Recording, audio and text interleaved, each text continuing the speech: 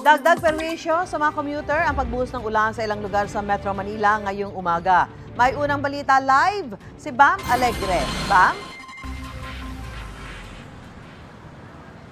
Susan, good morning. Isa sa mga abalang lugar para sa mga commuter papuntang EDSA northbound. Itong panulukan na ito sa EDSA Rojas Boulevard at lalong na nakadagdag sa hassle yung medyo makulimlim yung panahon ngayon.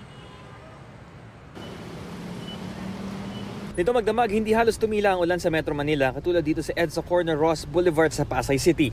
Hindi man malakas, pagbugso-bugso ito at iniwang basa ang kalsada. Hassle ito para sa commuter na si Harry Almeral na sa BGC papapasok sa trabaho.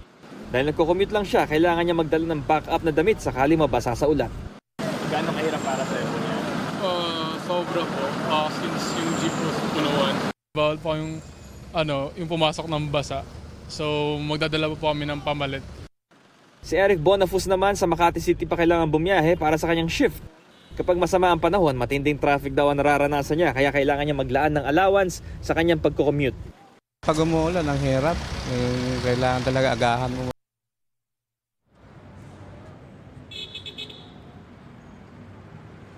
Magandang balita para sa mga commuter dito. Marami naman masasakyan at walang build-up so far. Pati yung vehicular traffic, nasa moderate pa tayo kahit pasimula na ang rush hour. Ito ang unang balita mula rito sa Pasay. Bam Alegre para sa GMA Integrated News. Mga kapuso, para una ka sa mga balita, mag-subscribe sa GMA Integrated News sa YouTube.